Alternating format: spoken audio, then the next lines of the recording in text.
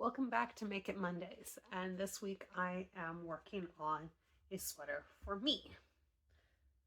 Now, this is the original, and it's got some pretty cable work on the back, and it's got a hood and a couple other things, but I don't have enough of the new yarn in order to make the whole sweater.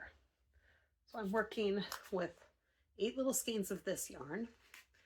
So I'm actually going to make a short sleeve, almost t-shirt version rather than a big sweatshirt. I am going to still do all the cable work up the front, and I'm going to do the side cable work up both sides of the front and both sides of the back. But the neckline is going to be different, and then the sleeves are going to be determined by how much yarn I have. So it's a round of yarn chicken, but with all of the cable that I am taking out and the neckline being different, hopefully that means I can still get reasonably length sleeves, but we will see how it goes. So I'm going to get everything set up. I'm actually going to do the first bit done off camera. So let me get everything set up. Let me get partway through this, and I'll be right back. So this is the first full skein of yarn. I was using this to see how far I think I could get with the 9 skeins that I do have. So I'm going to show you how I actually connect balls of yarn, since I've said that I don't use knots. I'm going to work a little bit closer. I'm going to get to about there. I'm going to lay the 2 ends of yarn on top of each other, make sure that the tail is on the wrong side. In this case, I'm purling because that's what the pattern is. I'm just going to work for 4 to 5 stitches, then put the second tail to the back, and then once I've worked a couple more rounds, so these loops will be all worked as one single stitch for each stitch that's doubled, and then I will take the tails and run them in between the stitches there to secure it. Okay.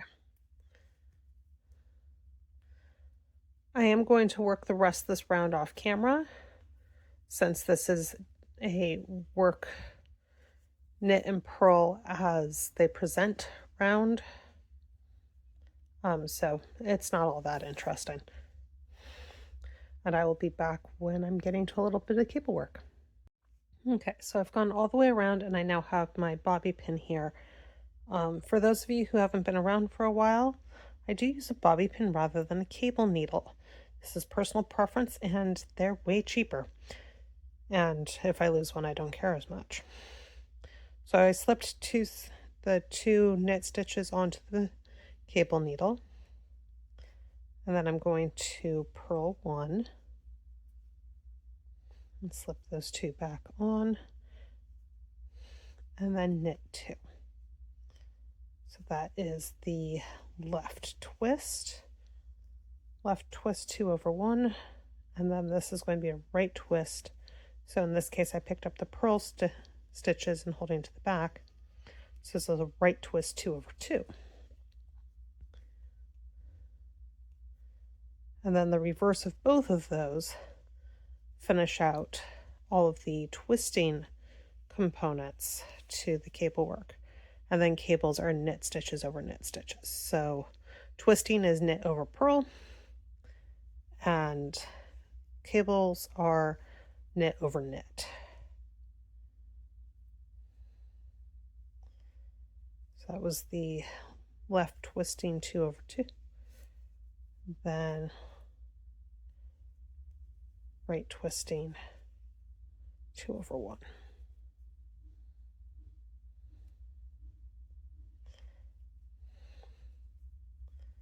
Okay. And now it's just worked the next set of cables. In this case, I'm just moving these center 2 lines out 1, and then this cable is repeated 4 times total around the sweater. So I will be back in a bit.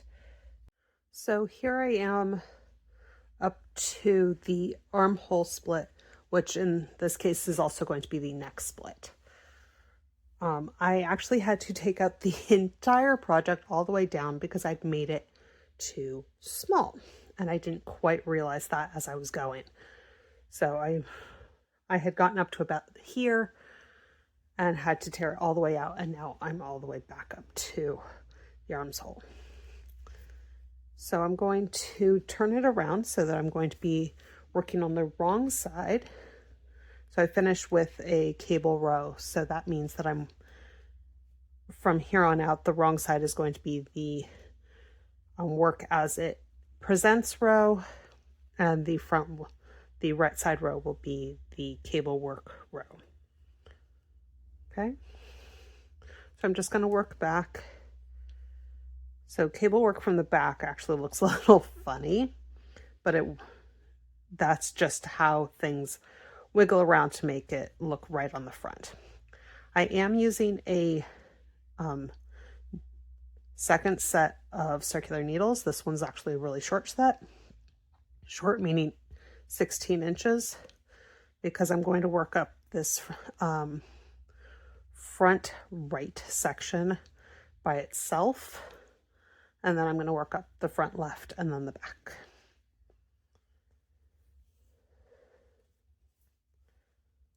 But this way, everything else can stay at the same level. And I've just got the one section on a set of needles. Again, just working back, this is making it so I've got the armhole here. That's where the sleeve will eventually attach. And then I'm actually going to be duplicating one of the cables up here in front so that I can have a V-neck front.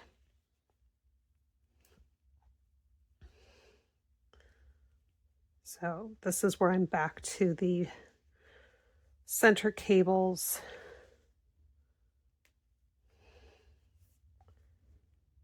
And working over to the very center cable. So in this case, I'm going to be working all the way to the helix cable in the very center and having one extra stitch.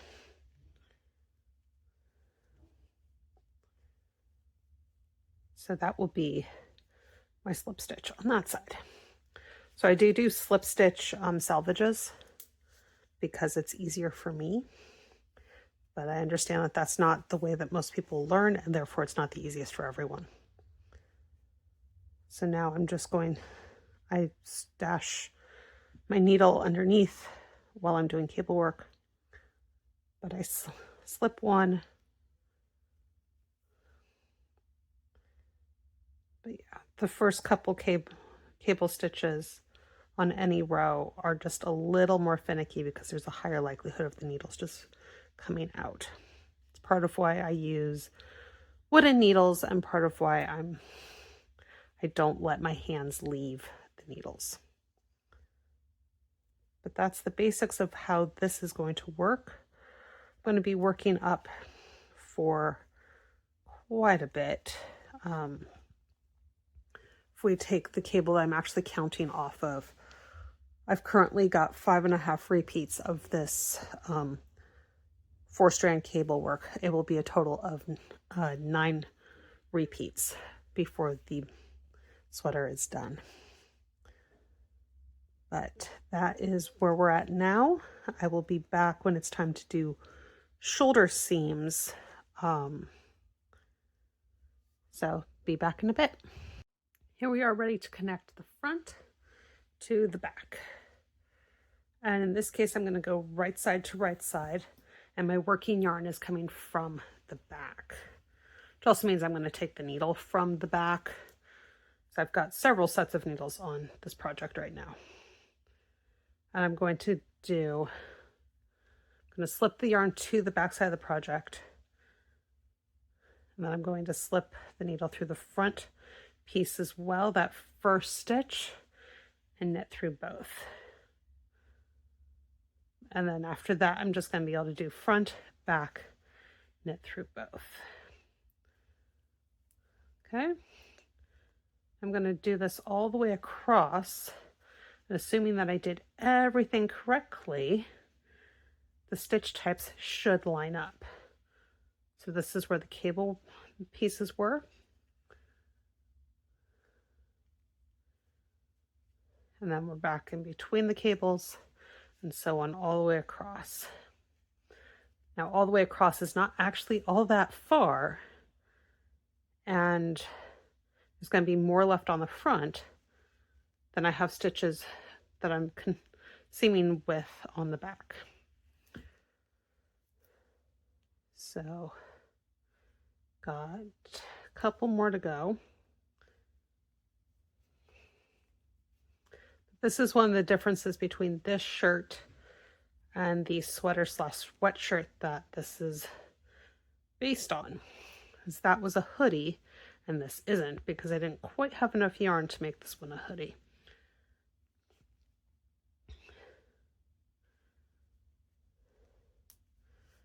Just a couple more, so it looks like 4 more stitches.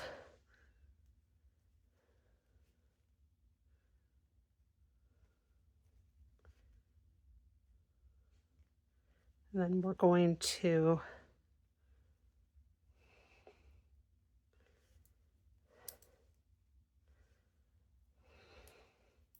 start working around on the neck. So now we're going to work on the collar. Just like I've done for the whole way up the collar, I'm slipping the first stitch. But then I'm going to start on the cable work. So this is the 2-strand helix cable work. So it's crossing 2 stitches over 1 in both directions. So a right hand twist and a left hand twist, though in the opposite order.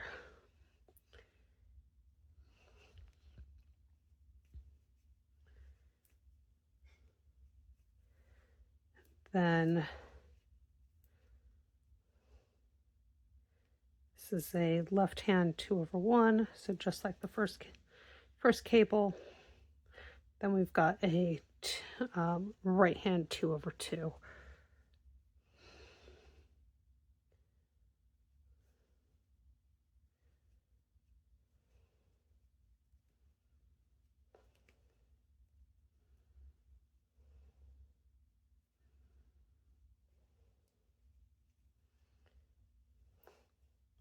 And another left hand 2 over 1.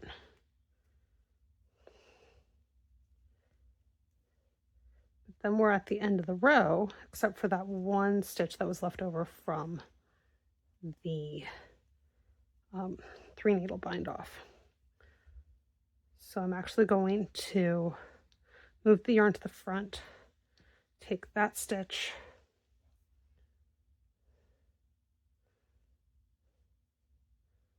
and purl into it. So when I weave this end in, it's going to close that hole. But after this row, I'm going to use this stitch to join to here and then across the center back, all the way to the absolute center, which I will mark in a minute. And then I need to work up the other side, but then the next step that you guys will see will be the sleeves. So here I am working on the sleeve. I've done a couple rows, so picked up all the stitch ends and I've done the first row back and forth, just so I didn't have to count as much on camera. So I'm going to work across to the wrapped stitch. So this section is done with short rows, and I do that as a wrap and turn.